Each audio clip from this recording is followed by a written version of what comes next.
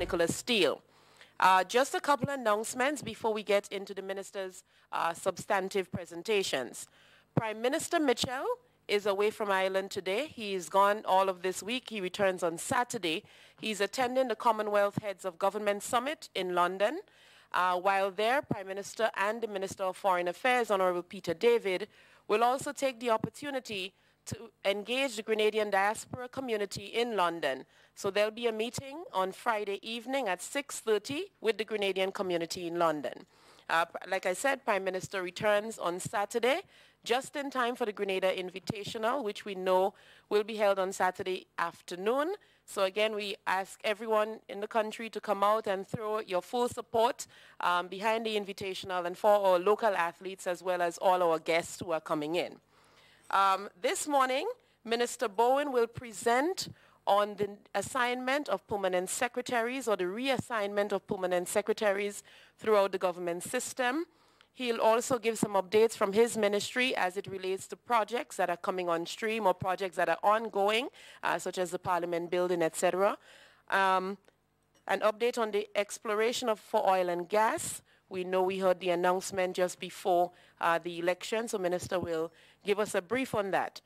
Minister Nicholas Steele, of course, will have a lot to tell us about healthcare, the national health insurance, and so on. So without further ado, I welcome Minister Bowen to address us, and then we'll move on to Minister Steele before we take your questions. Thank you.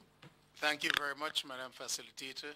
I recognize my colleague and Cabinet Minister, Minister Steele, and Minister with responsibility for NADMA, Senator Garwe, and a pleasant morning to you, members of the press, and to the viewing and listening public. I will commence as indicated by the press secretary with the deployment of the permanent secretaries. We all know that the Prime Minister has just appointed various ministers under the different portfolios within the government, all aimed at efficiency and implementation. In this context, therefore, the support from the public service through the permanent secretary is critical, and we know that distribution also rests with the Prime Minister and appointment made by the Governor General, of course involving the Public Service Commission. So in that context, both at the cabinet level and at the permanent secretary level, the public must see efficiency, they must see capability, and they must have the expectation, and we know that we are doing our utmost to make it a reality. Therefore, the assignments of permanent secretaries, they may not be new, but you do have some new ones, and we start with the Ministry of National Security, Public Administration, Home Affairs, and Information Communication Technology. Ms. Anna Brazan, Permanent Secretary, which has responsibility for security and the public administration. Mrs. Salian Bagwan Logi, Permanent Secretary with responsibility for Home Affairs and Information Communications Technology. The Ministry of Infrastructure, Development, Public Utilities, Energy, Transport, and Implementation, formerly referred to it as Ministry of Works, etc., etc.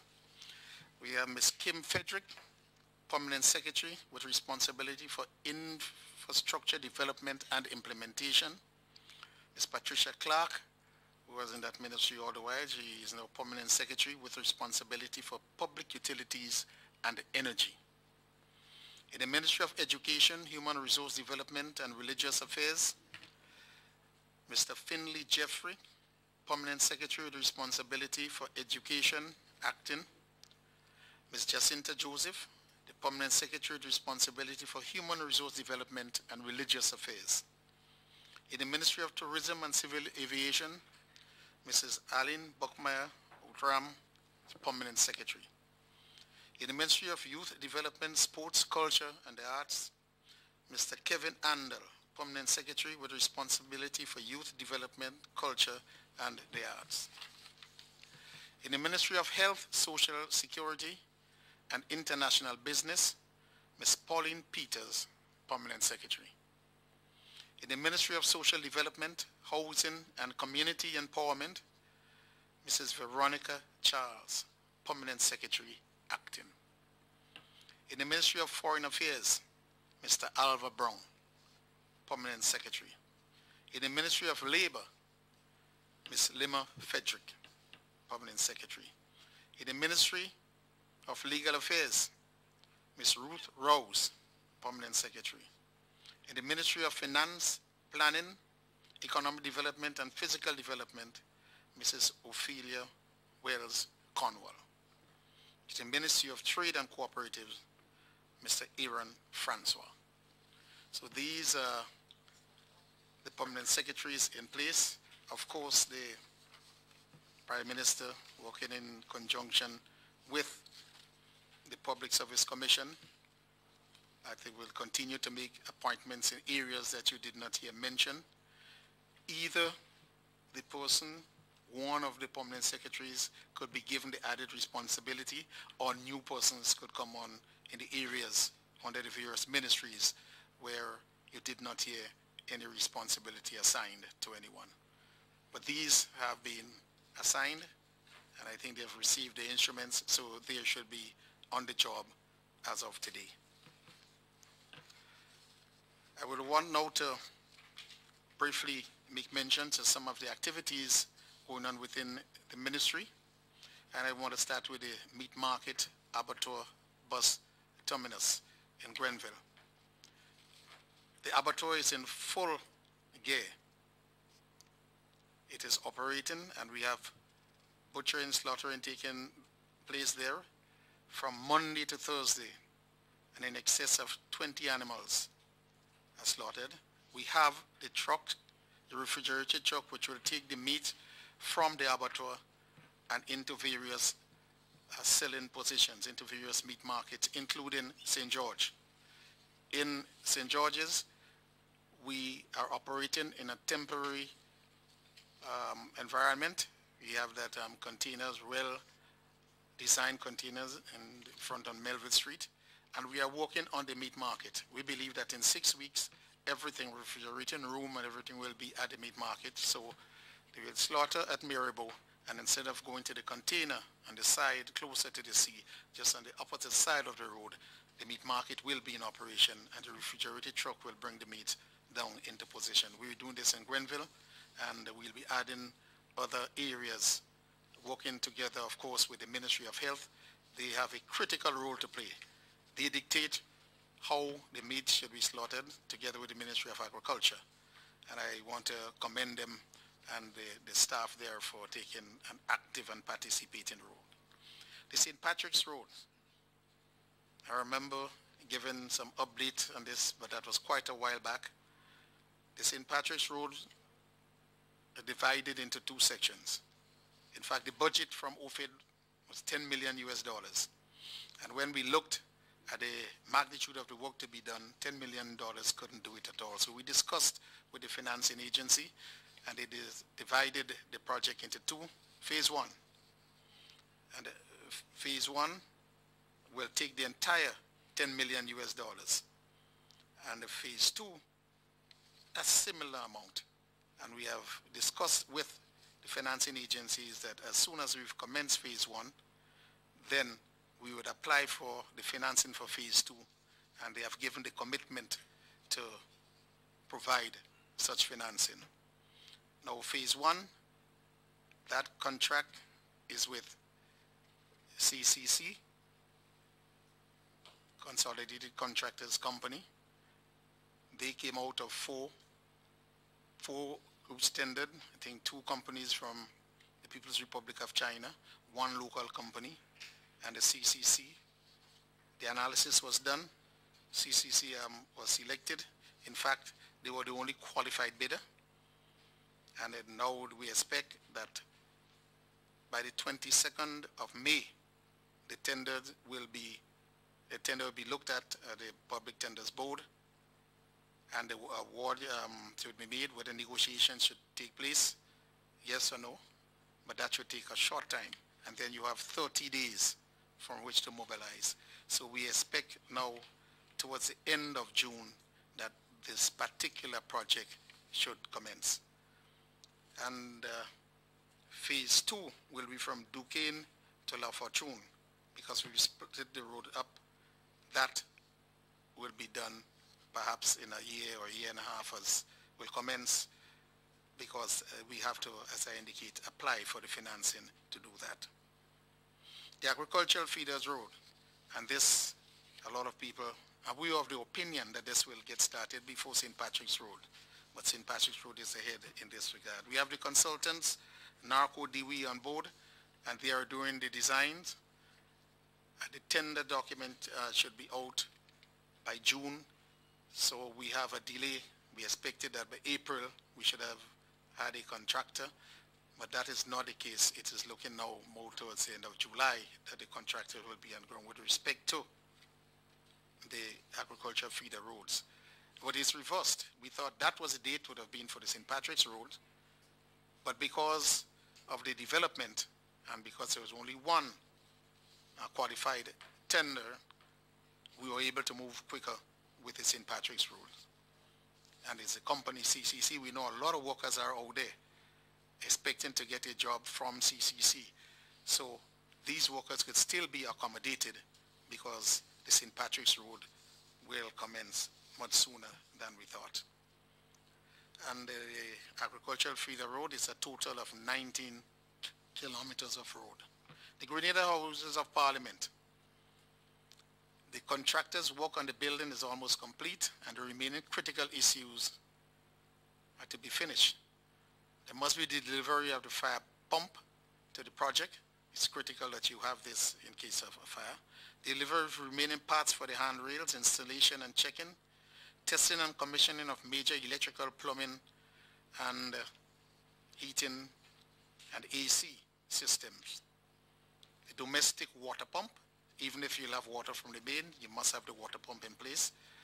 And we have the first shipment of ICT equipment and lines. They come into Grenada, but they must be installed and commissioned. And so that's the component that the contractors must do in order to make the building operational. We expect, therefore, and we give them by the end of May, all things should be in place. But we must never forget that we still have the grounds.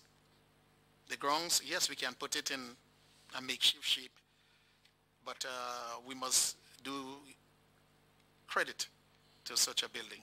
And we are expecting $2 million from Mexico as additional grants to complete all these works. So even if the building will be operational by the end of May, and if we want to make it extremely beautiful and a first class, we will have to allow this $2 million to come on stream.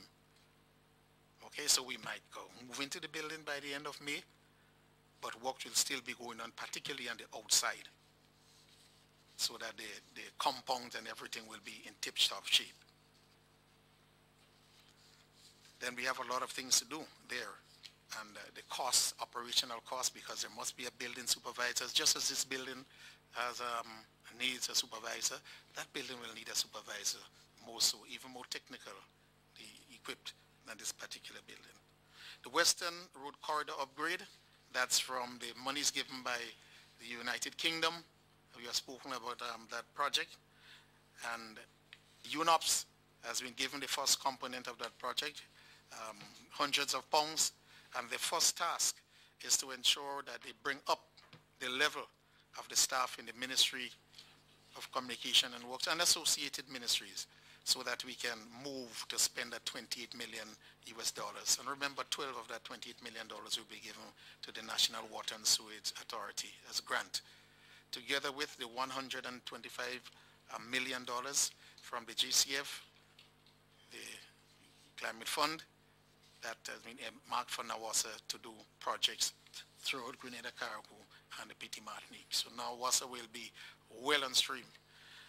And this points out to the fact that we, in the Ministry of Implementation, we have an additional burden, extremely important burden, to ensure that all these projects are completed within budget and on time.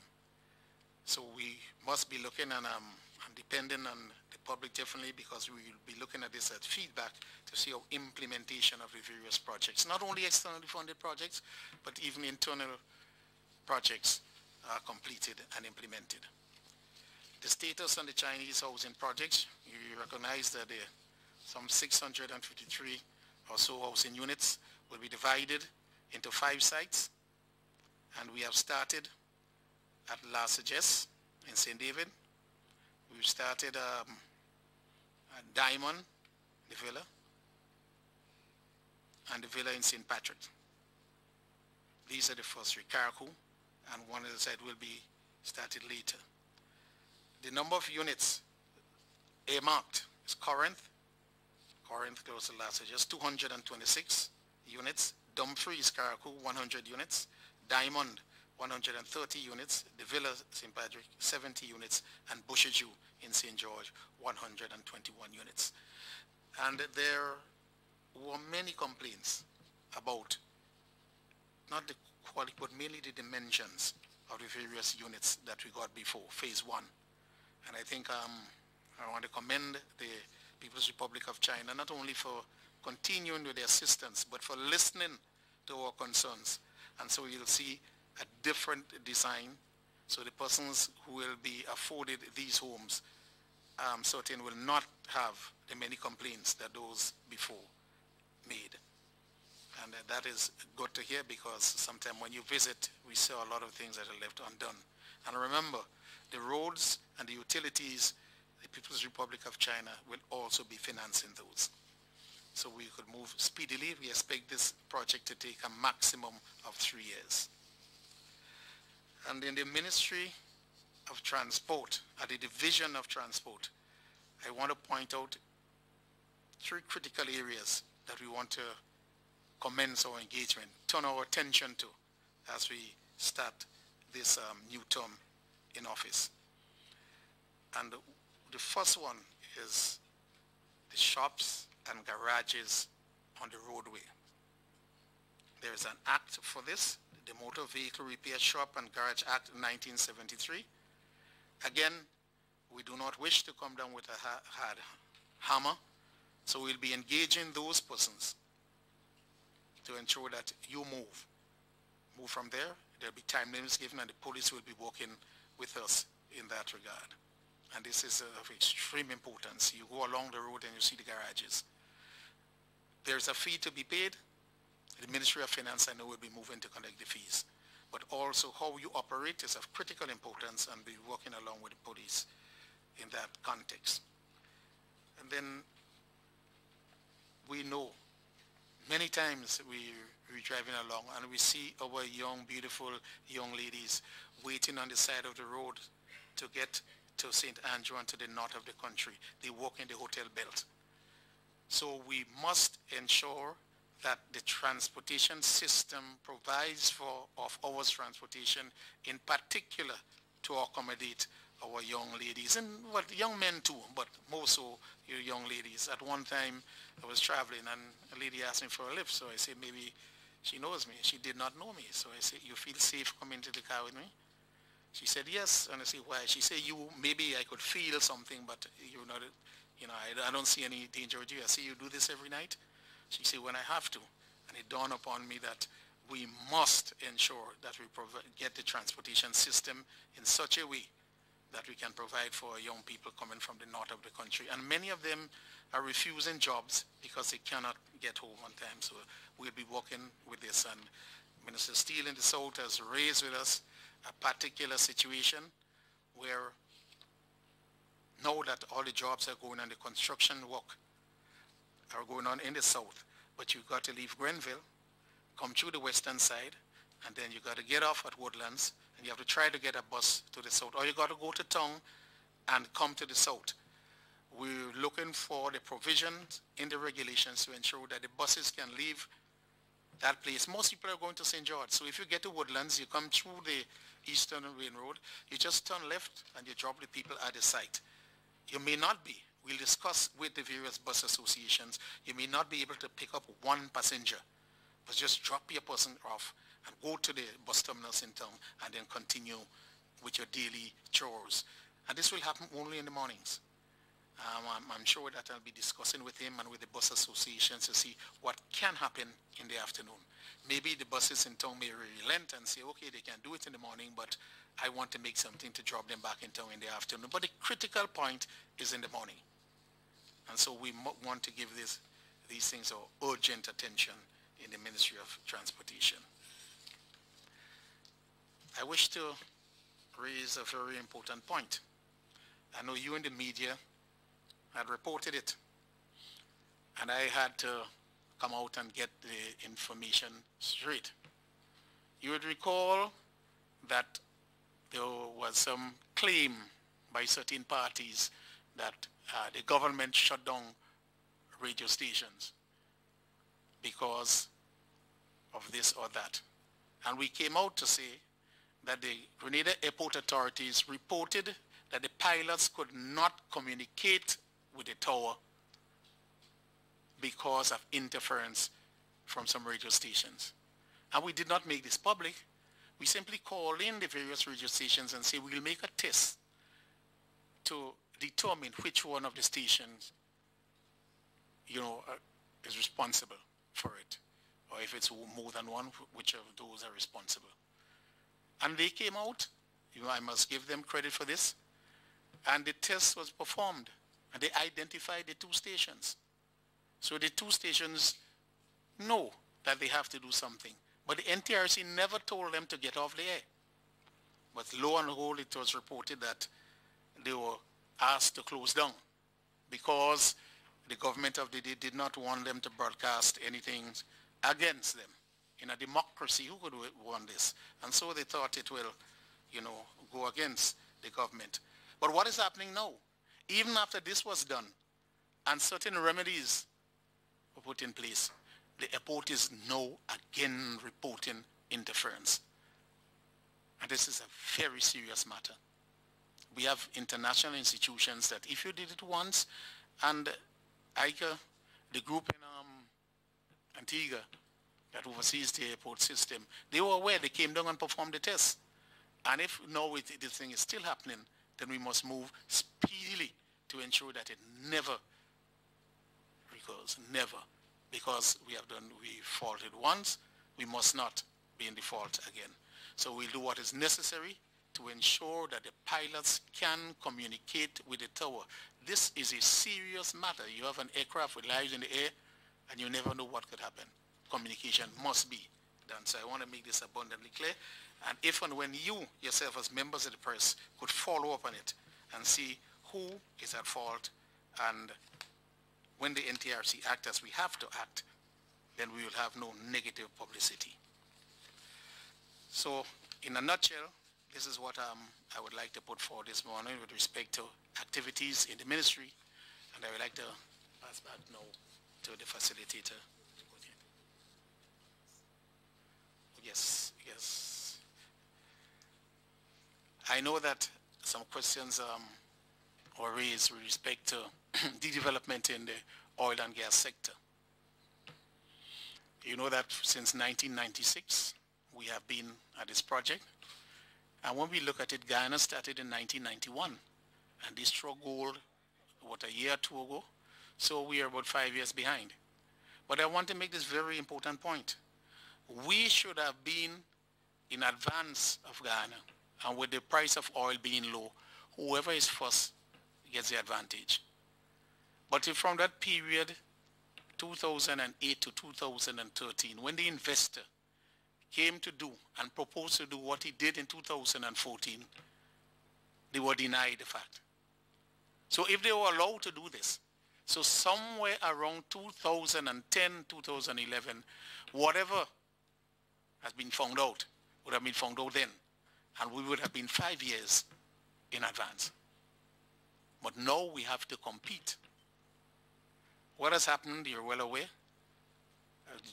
Some drilling was done, test well was done, and it shows great potential.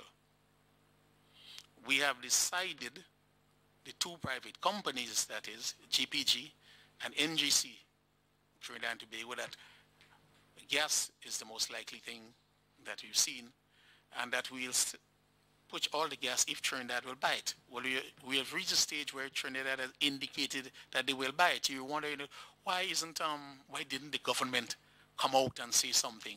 First, we have to be certain that Trinidad will buy the produce. We couldn't be going out and say we hope Trinidad will buy it or boasting that Trinidad will buy it. Trinidad made the announcement the same day negotiations were completed. So we're happy with that. So you must know that it is not that we want to keep information from you, but when we say something, it must be concrete. Now, if you listen to the minister's statement, he indicated that 3 more test wells must be drilled.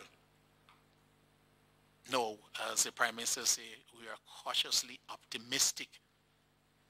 We cannot say for certain what will be the result of these 3 test wells.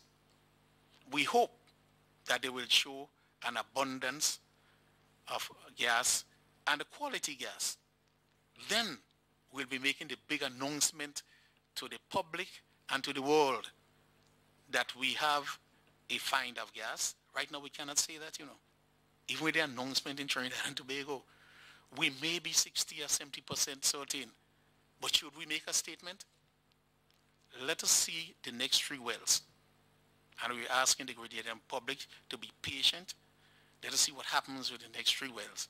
And then the result will be, I say will be because I'm confident, optimistically, but always remember there's a 3 or 4% margin where our hopes and aspiration may not come true. We're not talking negatively, but you must be aware that that is a possibility.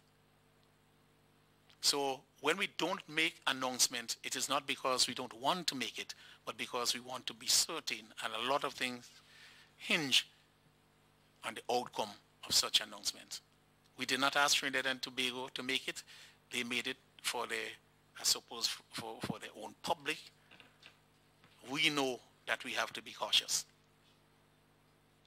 So I am prepared to take any questions in that regard. Thank you. Okay. Thank you, Minister. We'll move.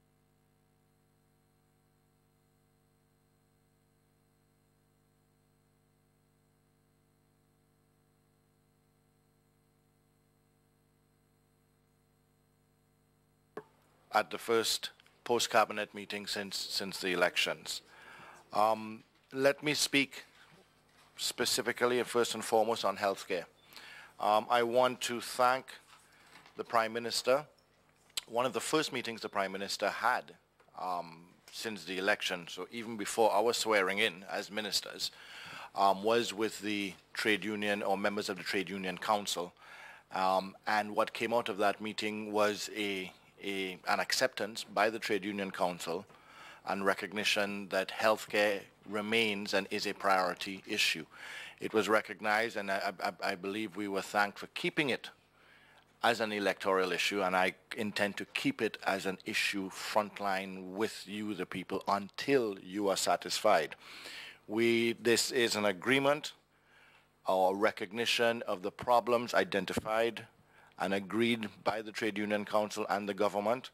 Those are problems of facilities, staffing, mental health was mentioned. Coming out of that meeting basically is I have requested to meet with the same parties that met with the Prime Minister, with my permanent secretary and other senior members of the Ministry of Health, so that we can have more of a granular or detailed discussion on the issues that they have brought forward. Not that these aren't issues that we recognize exist already, but I'm looking forward to working with the membership, length and breadth of the Trade Union Congress on those issues together, collectively, as a team moving forward, because in some cases those issues have a human resource element to it. And I look forward to their support on solving those problems. The other issue that I would like to discuss with you is national health insurance. Again, continues to be a priority, one of the first meetings. In fact, this morning at 9:30, I was supposed to meet with the advisory meeting council, and I have delayed that meeting to meet with them immediately after this. What will be discussed there? Basically an update on the deliverables and if there are any challenges or bottlenecks with the rollout of national health insurance, a review of the governing structure because of the change in ministerial portfolios, etc. And also always we look at those issues as we move forward, and a preparation of an update to Cabinet, which will then hopefully result in a detailed update to you, the public, of the progress to date in national health insurance. I also want to take this opportunity to congratulate, but to inform you that this year, in fact, 4th of April, NIS, National Insurance Scheme, is celebrating 35 years in operation.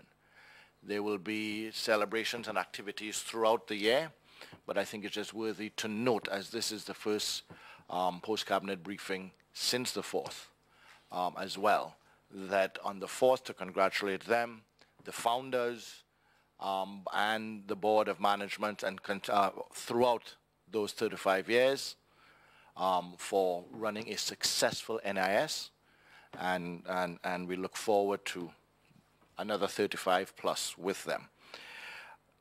Let me take the time now to mention assistance that we have most recently received from the Maria Holden Memorial Trust, and in particular through the interventions and interactions with a proud daughter of our soil, Marion Pear, or as I refer to admirably, Lady Marion Pear. She has admirably and been pushing, and in fact Maria Holden Memorial Trust has just signed off with the Ministry of Health for assistance in the amount of $537,000, which will go to the strengthening of the pediatric ward and the purchase of 1 ambulance.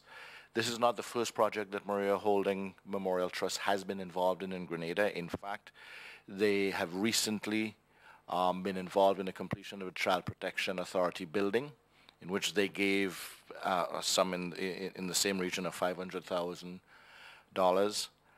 They have also been assisting the Queen Elizabeth Home and Newlow, and I am told that they're looking at additional support for the Queen Elizabeth Home and Newlow.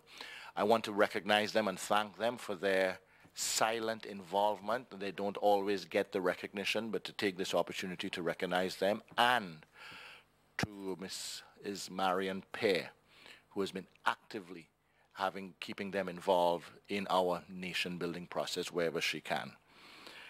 There are currently 2 ambulances on order for the Ministry of Health, and a 3rd will be ordered through the support of the Maria Holden Memorial Trust, and a 4th through the support of CBN and Lotto. Of those 4 ambulances that will be ordered this year, 2 of them were actually ordered last year, but the manufacturer and supplier had delays in bringing them to us. So they have sort of gone on into this year. So it's a recognition that we know that we have ambulatory setbacks. We received 2 new ambulances last year, in the last quarter of last year, and we have 4 more on order this year. I also want to mention that it may have been in the public or social media that there were complaints from the community of Carriacou based on level of service being offered at the hospital there. In an effort to be proactive and to recognize that it's the people that we are serving, we have requested that the doctors that were posted to Carriacou, they are returning to Grenada today. We sent up a different doctor over the weekend so that there would be no, easy transition of both teams, and the matter is being investigated. That is not a recognition of any guilt or so. It is affording the doctors the opportunity to properly defend themselves and participate in an investigation here in Grenada, and also to give the people of Carriacou a level of comfort that we hear them, we listen to them, and we are investigating the matter in an expeditious and professional manner by the investigative committee and the medical director and chief medical officer. Phase 2 of the General Hospital is almost complete, the physical building. I am now focusing the ministry's efforts into the purchasing of equipment And also there was additional, thanks to the ability of the Ministry of Works and the contractor and our donors, the Venezuelan government, we were able to put an additional wing onto the phase 2, which is earmarked to be an orthopedic and surgical wing there. So the focus is on getting the equipment here in a timely manner within the limited budgets that we do have, and also the relevant staffing for that building, which is accident and emergency, labs, and teaching on the third floor or highest floor, as well as imagery on the lowest floor. And now to look at increased theater capacity and orthopedic wing at that facility. I also am in discussions with the government of Cuba. In fact, next week I'm meeting with the Minister of Health in Cuba to move forward and strengthen the relationship between Cuba and Grenada, specifically in healthcare, for further technical assistance between our two countries. Of the various areas that exist now, it's a cooperation with the Cuban contingency that is here, of medical doctors, as well as the most generous offers that we have from Cuba of being able to send Grenadians with emergency medical issues to Cuba. Those issues are always on discussion, as well as the scholarships that are offered, not just in medicine, but throughout. But specifically, I'm meeting with the Minister of Health to discuss that. On a side note, I want to take this opportunity to congratulate the organizers and sponsors of the Pure Grenada Music Festival, which was held over the weekend. The government of Grenada is also a proud sponsor of that. And I think having been fortunate enough to find the time to go the 3 nights, although I couldn't spend all of the time there each night, the one feeling that I come out with is pure pride. Proud of having such an event there, proud of being part of a government that helps support it, and proud to have seen so many visitors, and in particular, the level and quality of our local artists that performed on those stages. As you know, it continues. This weekend is invitational. I am looking forward to seeing the already world standard quality performance of our local athletes and all the other international athletes that are there, and the further promotion that we will be getting with ESPN being here. I mean, that in itself is invaluable, is priceless. And also this comes back to back, and to congratulate all of the members of the stakeholders within our tourism sector. Grenada was recently named #1 Caribbean destination by Trip Expert. Another widely used internet search engine that is naming Grenada as the #1 Caribbean destination. So I encourage you all to look at that review as well, and congratulate the GTA, Ministry of Tourism, and all the stakeholders. All the pieces are coming together. We are seeing that the coordinated plan and contributions from all are bringing us pride, as I say, pure pride in our beautiful Pure Grenada.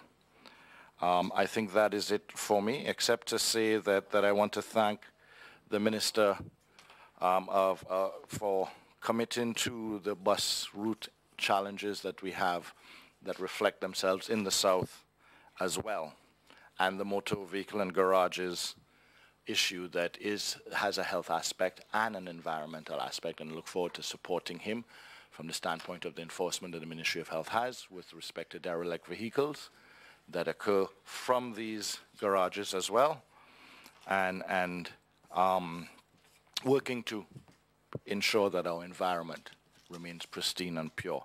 Let me also take the opportunity to congratulate our Commonwealth team members as a whole, our medalists in particular, but our Commonwealth team members as a whole in all disciplines who represented us proudly, and of whom we are all proud.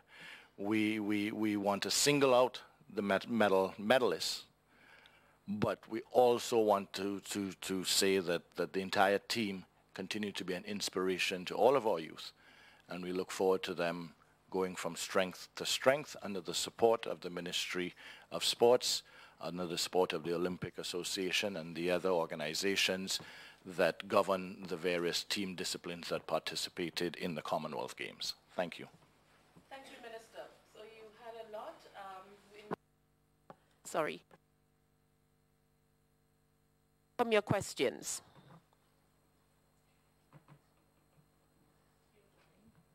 Keisha Felix, the Grenada Broadcasting Network. All right, so Minister Steele, as it relates to the doctors in Karaku, you said an investigation has started or it's in the process of? An investigation started about a week ago. Okay, It has gotten to the stage where there needs to be more detailed discussions with the individual doctors, and we found that there's merit in further detailed discussion, so we've asked the doctors to come to Grenada. In order to facilitate that, they're coming to Grenada today. We had to send doctors to Karaku over the weekend on Saturday so that they could be that transition. Okay, so as it relates to update, can you give a time frame as to when it is that the findings will be available to actually be dispersed to the general public? Well, it's a discussion between or investigation being led by the medical director and the chief medical officer. And I suppose they will select a group of their peers as well to examine it. It all depends on the findings there as to how long the investigation will take and what the outcome of such an investigation. Remember, I am not saying that the individuals are guilty of anything. I am saying that they need to be afforded an opportunity to have that detailed discussion. Such an opportunity would not be in our best interest or their best interest to have it being done long distance, so to speak, from Karaku and here in St. George's. So they've come down for that investigation. But the main message here, rest assured to the community of Karaku, that we have heard their issue, we've heard their complaints, and we are addressing it. Okay, thank you. Minister Bowen, as it relates to oil and gas, right? Reports coming out of Trinidad says that the GPG and the other organization would have signed an agreement, right? And you mentioned that 3 other drills need to be done. So can we get a time frame as to when that will be completed and whether or not the agreement that was signed in Trinidad is more or less substantive or true? Oh, yes, the agreement is substantive. It is primarily to offload all the gas that we will find in Grenada. Right, so that framework is there, and now they're waiting to see how much and perhaps the quality. We've done 1 well in Nutmeg 2, the area. We have to drill 3 more wells, and we want to get this done within a year and a half, and these are very costly. So the investor GPG must find the resources, and we're working with them in that regard. And NGC, the National Gas Company of Trinidad and Tobago, will be taking up the gas. They're just waiting. And what you must realize is that Grenada is a good source, but we're not the only source. If we linger, and if a next source comes up, we don't expect them to wait on us. That is why now we have a good chance, because we have signed an agreement. But still, as you rightly asked the question, we must be expeditious. So we're looking at 1 year to a year and a half to get the next 3 wells done. So see, there are areas, where you have great finds, but the cost of extraction is so great that you just leave these massive wells lying idle. So that is what we're saying. Let's drill the next 3 wells. We know it's there. There's no doubt about that, because we used the laboratories in Texas, the best laboratories in the world. We used the Texas Transocean for drilling in the earth. So all the U.S. companies, the best in the world, they have been engaged. And they themselves are saying that we need to do these other things. We know that we had to do it. So we will be doing it expeditiously, and we'll be working with the investors where we're finding financing. It's not our task, but because we know we want it to happen within that time frame, we will not sit idly by. So a year and a half is what we're looking at. Okay, my final question. As it relates to the 2 men in Venezuela that are allegedly held captive, right? Has the government received any information on that via the Venezuelan embassy or?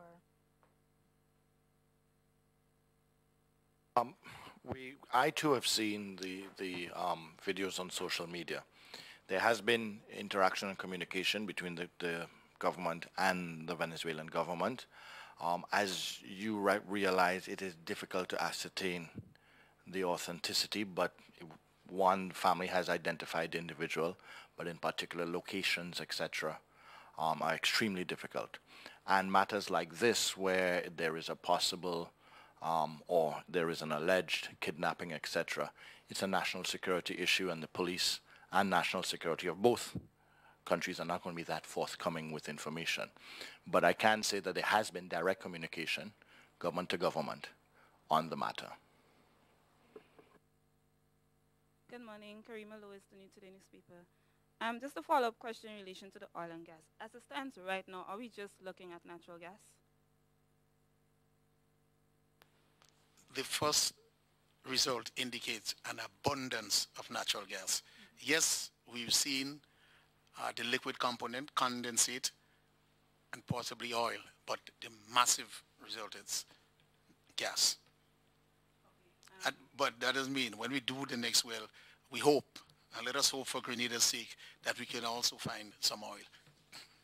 Okay, I was just wondering, in the photo that was taken with the signing between GPG and the Trinidad company, there was no sight of a Grenadian representative. Is it that GPG is, what's the word, negotiating on behalf of the government in relation to that? Let me give you a little background how the system works. You have BP, you have Shell, you have Texaco. When they extract the resource from any country in the world, it is their duty and their task to sell it. Okay? They will sell it under world conditions, world prices, and so forth. So because when we want to get our royalties, we'll be charging you the royalties 5% of world prices, not whatever you negotiated, the price you negotiate with the other party.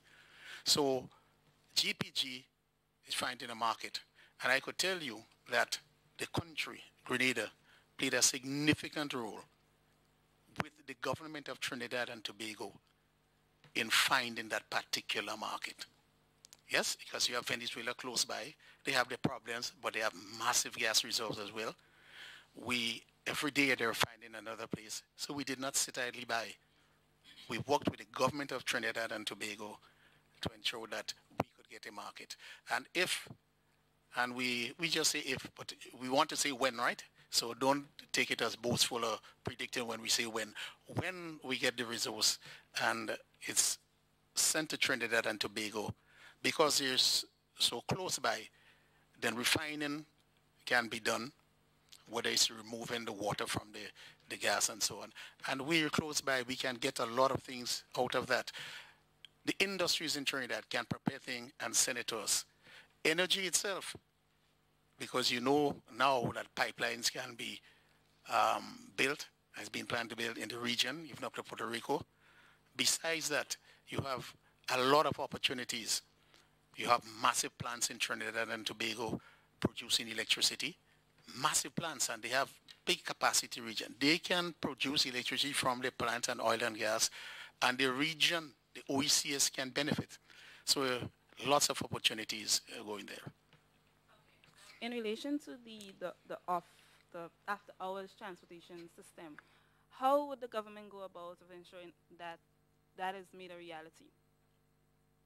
First, as we have gained a lot of knowledge and experience in doing, since we have worked with the social partners, we'll call the bus associations, discuss with them what we want, get a scheduled route, and get them to participate, so that maybe every hour you may have 3 buses leaving Grand Anse and 4 buses leaving St. George. They'll all merge at one point.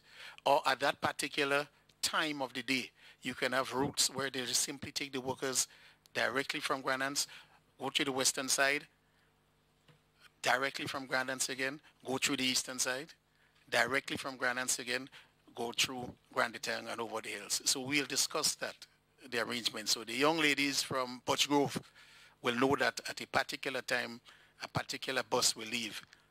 And then those bigger buses, if that's the case, we might ask them to run all in harmony and conjunction with the various bus associations.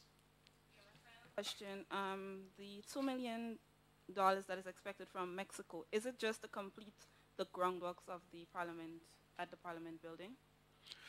And most of it will be for the groundwork, but there are some other necessary things that are in the pipeline that will be done in completing the areas. The building does not have what most parliament buildings do have, and we did not push for it because it's grant and we can operate without it. Now, many parliamentarians have their respective offices. If you go to it, you'll see in Britain, for example, sometimes you see the building is empty, only a few people, but the members are there, you know. They're in their rooms and they were listening and watching. And if you call for a division, which is a time to vote, you see in a very small time, the parliament room is filled. But we don't have rooms for individual persons. We have there a room for the speaker, a room for the prime minister, a room for the president of the Senate, etc. So we could come around over time to start to put rooms for the various parliamentarians. So a lot of things that still need to be done, which you may say it's not necessary in our small society, be that as it may. But the grounds are the critical areas, and a lot of safety. And we have the minister in NADMA there. Although we have the windows made to withstand certain wind, I suppose he might determine with his team that no, you must do something more and put steel shutters over the entire area. That will take cost too, because you know how important it is to be for disaster mitigation in our environment today. It has been discussed, and again, we don't want this to go back to Mexico, but let's see soon. We hope that it will come. We hope that it will come this year. Thank you. Okay, Christelina, John Grenada Broadcasting Network. My question is directed to you, Minister Bowen, as it relates to the construction of phase 2 of the Chinese houses. Now, there were reports from persons who occupy some of these houses that the spacing is inadequate, especially for families who might have 3 or 5 children.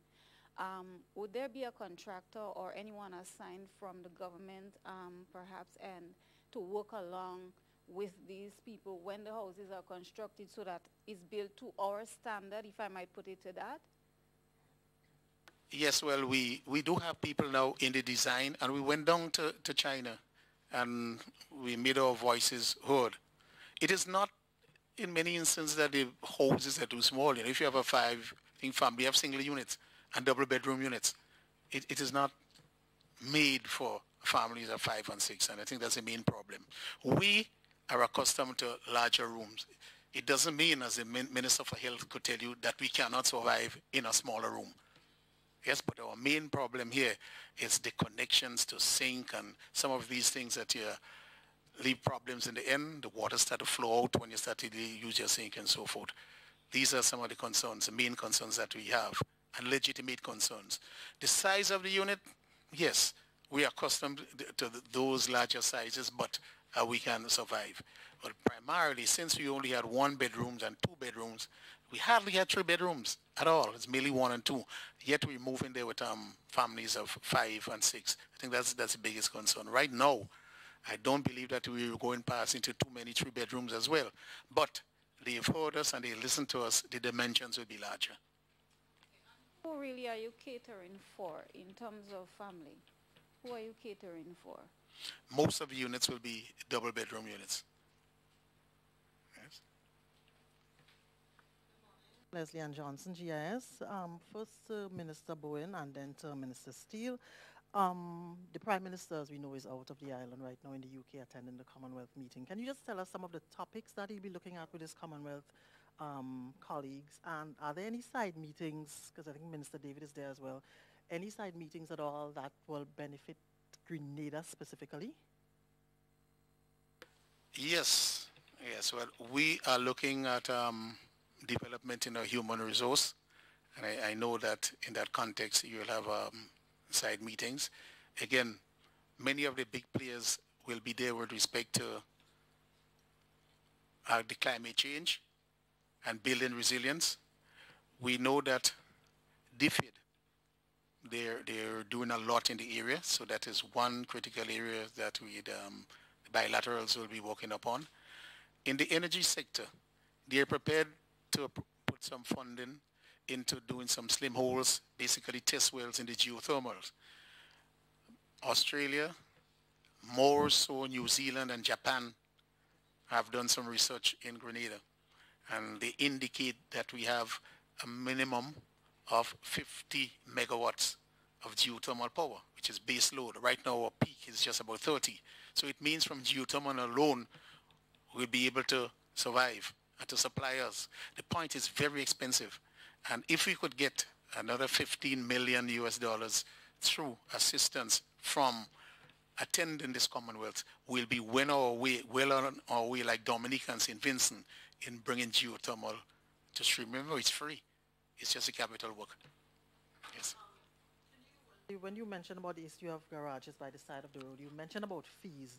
What fees are you talking about, if you can just clarify that for us? Yes, according to the Act, these facilities, garages, must be a fee to the state, okay? Which brings in some supervision to it. And so you bring your beautiful BMW in there, and are the people in there capable of working in it? Supervision will come. Paying of these fees is just to ensure that the government will look at your qualification. It's a bureau of standard work and say, yes, you can, service these particular vehicles. But the Act provides for this. You want to come in? We will also be working very closely with respect to the disposal of waste oils and also garages disposing of derelict vehicles that remain in their care or on their property. That's where I'm interested in, and Minister Bowen is interested in the level of quality service being offered. And there is a licensing, and the Act does allow for that. So within the two ministries, there is the ability to enforce. And the proper location of the garages, it should not be on the side of the road. Definitely. So my final question to Minister Bowen before I move to Minister Steele for just one or two.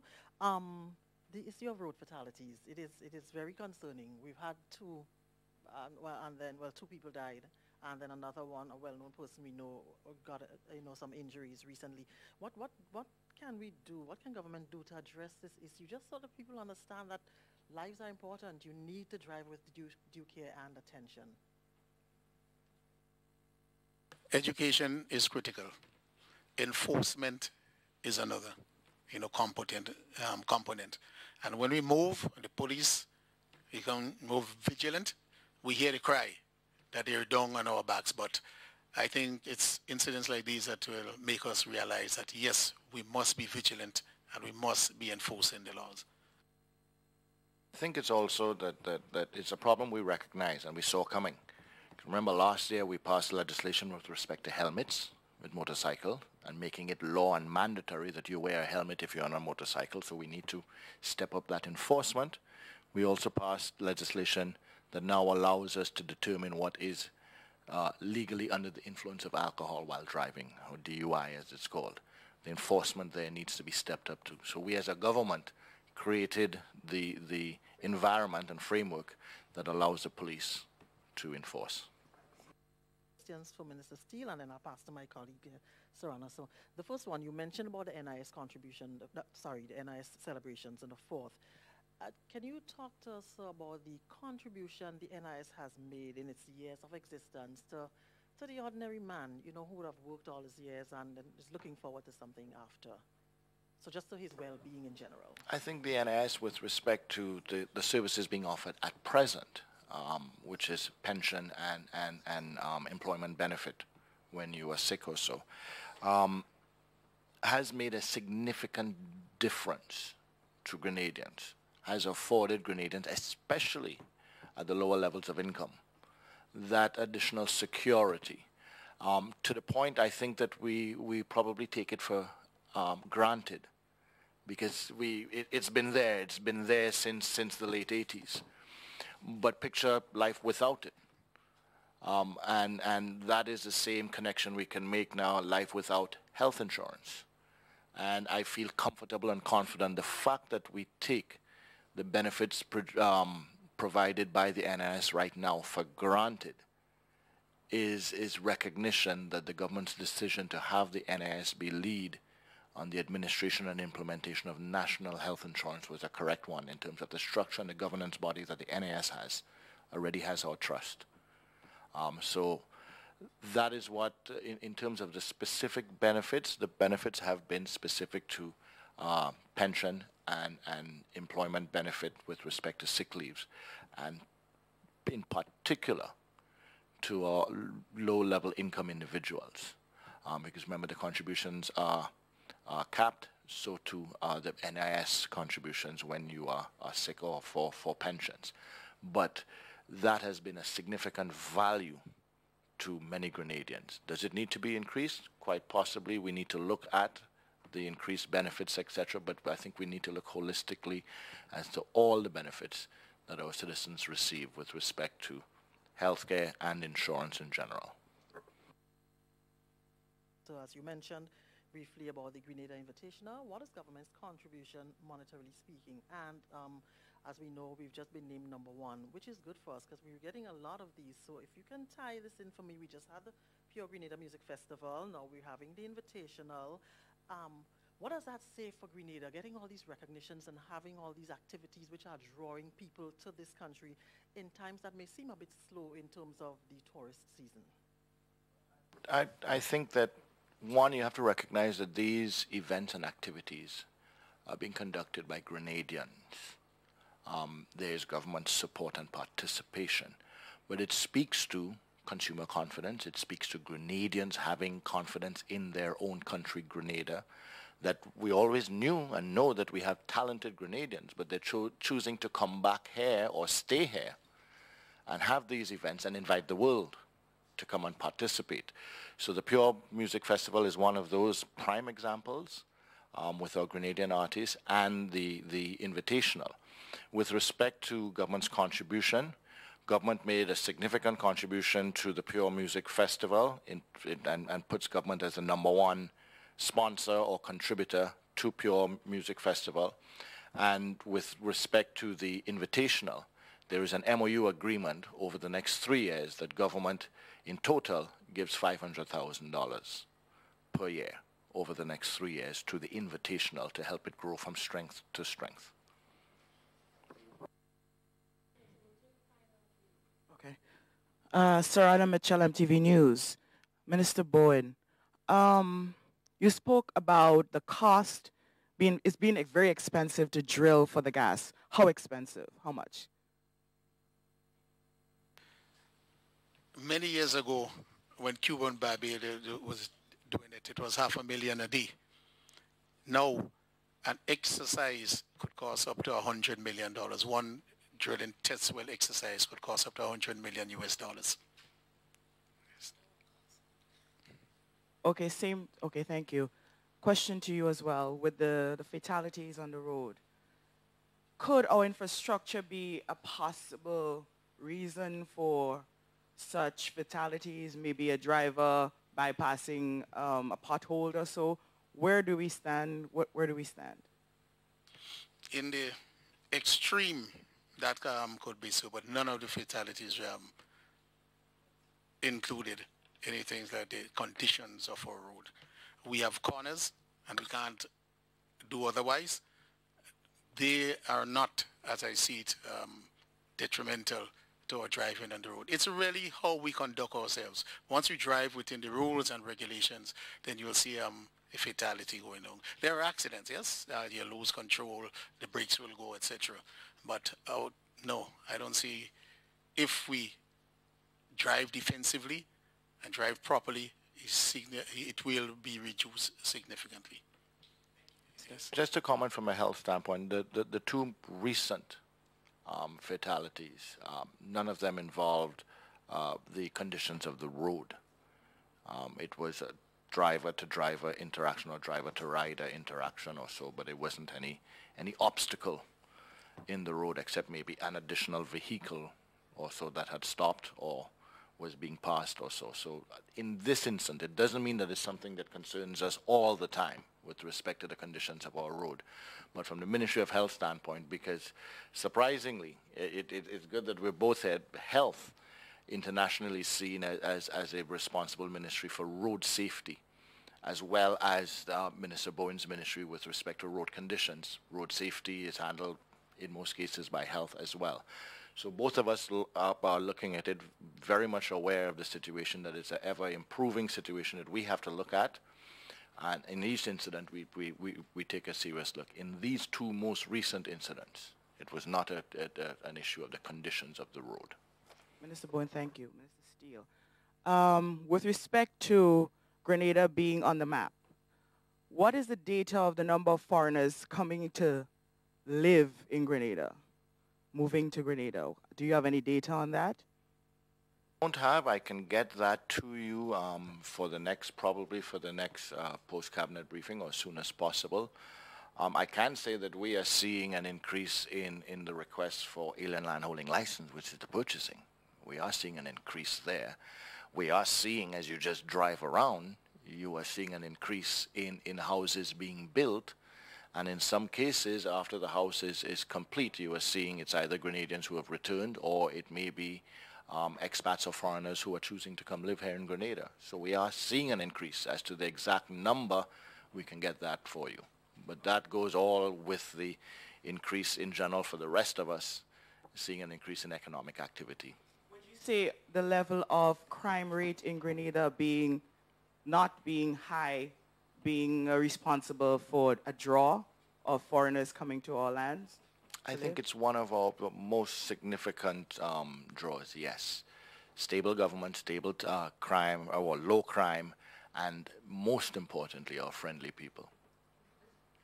Also, there was a case with the mental health Mount Gay Hospital, a nurse being injured 4 years ago, and she brought it up that she's not receiving any payment or so. How are you going to help her? I can't. That's a Public Service Commission issue. There is no political interference in the Public Service Commission. So it's based on the rules and regulations of the Public Service Commission.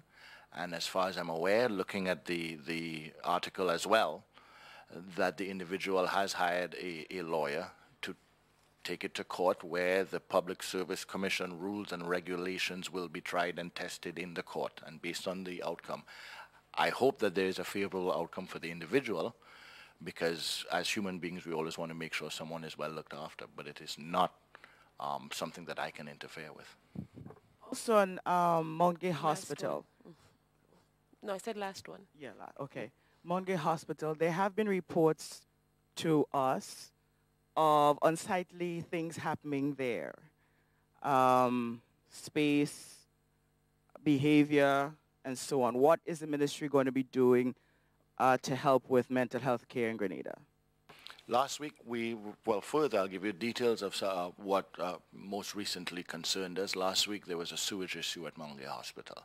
It caused the evacuation of some of the wards, the immediate evacuation, and we had to move patients into one or two particular wards that weren't affected by that sewage issue. That was done immediately. That would have caused a overcrowding, so to speak, on those wards. There was immediate reaction from NAWASA. My permanent secretary actually was there till the wee hours of the night, and NAWASA was interacting to remedy that issue. So you have ongoing problems there. We will continue to see a level of overcrowding or patient-to-space ratio at Mount Gay until we are able to start construction of Rathdoon within General Hospital. That is why I'm pushing ahead with the phase 2 that will allow us to immediately start the rebuilding of Rathdoon. We have already started the consultation and design process for that, so that immediately, that's my expectation and desire, that as we evacuate or move from the existing casualty facility into phase 2 building, that we can start the construction of Rathdoon. That is long overdue. From 2008 to 2015, the phase 2, nothing was done. We know that we were all so slow in starting the phase 2, but absolutely nothing was done. So we have addressed that problem. We're moving into the phase 2 in order to have Rathdoon go back to its original home, which will then begin to really and truly address the issue of overcrowding in our mental health facility of Mount Gay. Thank you. Thank you. Sorry, we really do have to stop here. I apologize. And I thank you guys for joining us. Thank you, especially to Acting Prime Minister and our Minister of Health, and to you, the members of the media. Have a good day. Thank you. There's so much going on with the NNP, and we're just getting started. From candidate launches to contests, events, and breaking news, be in the know. Get notified first about big events and announcements. Plus, we're here to listen. We want to hear from you. Leave us a comment, tell us what's working and what's not. Like what we're doing? Let us know. The NNP is working for you. Interact with us on Facebook. Come on, Grenada, get connected. Like us on Facebook /NNP Grenada and keep moving.